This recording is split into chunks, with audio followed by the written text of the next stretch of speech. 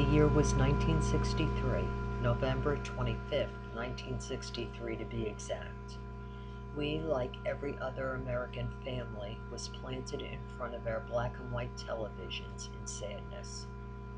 Lying across the couch with my head in my mom's lap, I could not quite understand what was really happening. What child would? A casket draped in an American flag, a little boy and his sister with their mother that looked so lost. As any child would wonder why we did not have school that Monday, the questions began. My mother explained that this was our president and he had died, and this was his funeral. I then asked what happens when you die. She explained that our life is over and we go to heaven to be with God. I thought that just could not be. As young as I was, in my heart, the answer did not sound right. I did not believe it then and never have. I was born on September 7, 1957, in Margaret Haig Maternity Hospital in Jersey City. Our family lived in a 4-story brownstone in the 6th Ward of Jersey City. I attended All Saints Grammar School on Whiten and Lafayette Streets. Our family was also parishioners of All Saints Catholic Church, located on Pacific Avenue. Memories of my childhood included a neighborhood filled with family members and many friends. When I started attending kindergarten in 1962 at All Saints School, I was aware of a reoccurring dream that over the next 9 years would become formality. It would start the same, it would end the same every time. It was never to be frightening, only with a feeling of comfort. Our home was located at the end of Communipaw Avenue in the city, which was only blocks away from the ferry and the Communipaw train station, the area now known as Liberty State Park. We lived on the 4th floor of a 6th building adjoining brownstone. Our family moved from this location in 1971 to a new home in Passaic County, New Jersey. As a young teenager, my interest in learning about the afterlife was still a very big part of me. In the early 70s, material on this subject was not easy to come by. Very few bookstores carried this subject, and the thought of asking if they did was definitely out of the question. As I started high school, the passion to learn more on the metaphysics was still with me. After a few years, I realized that the dream I so often had through the years was gone. After moving to our new home, I never had that dream again. In the years that followed, my views on death have never changed. I believe there is more to this life than just one time around. My life has gone forward in the usual manner. Ups and downs, heartache, and lots of happiness, all the ingredients of life. I have often thought back to the days when I was young. Why did I dream that same dream repeatedly? The same start, the same ending every time, only to vanish once we moved from that Jersey City brownstone apartment so long ago.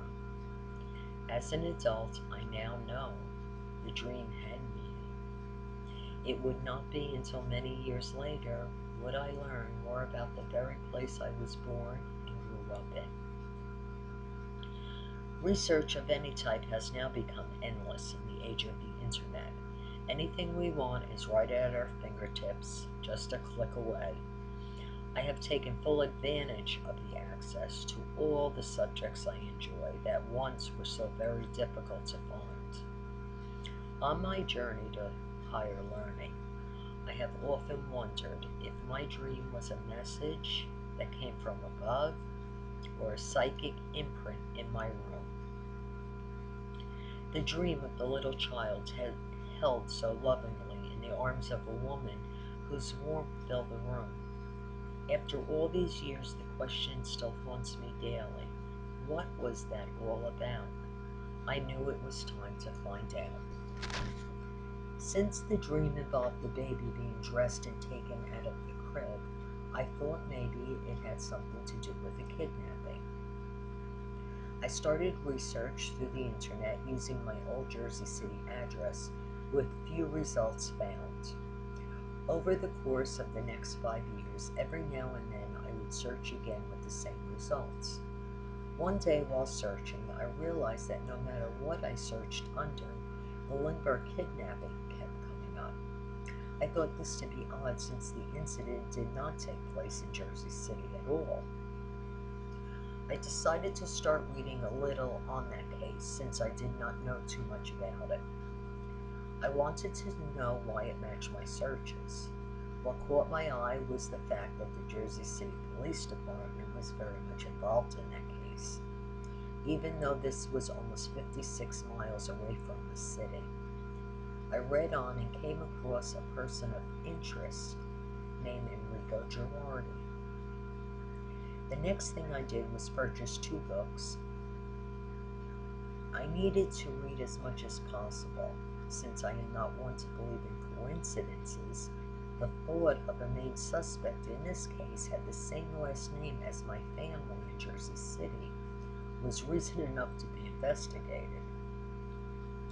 After reading through available materials, I had not found evidence that this individual was part of our family.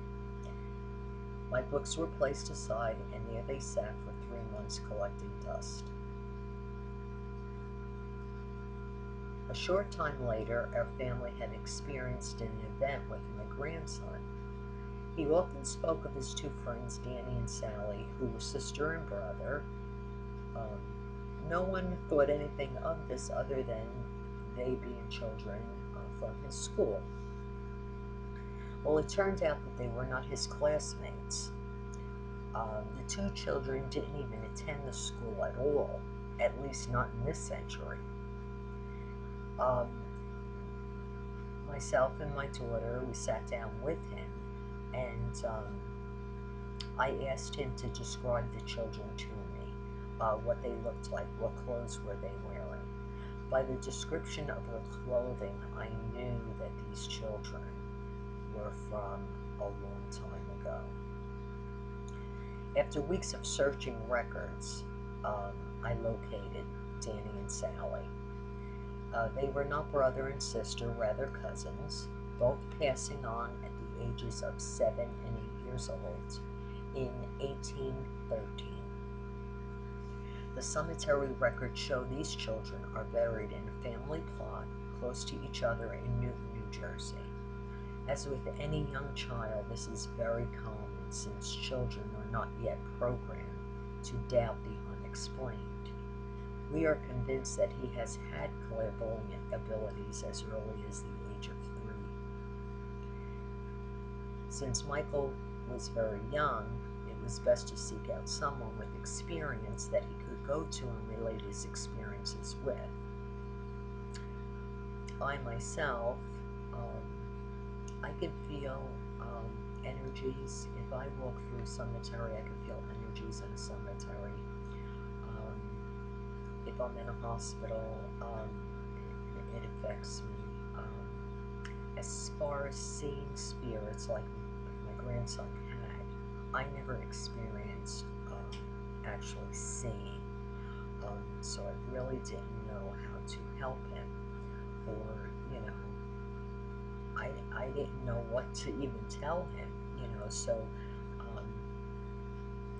there was a woman that was referred to me by a friend. Her name was Diane Howell.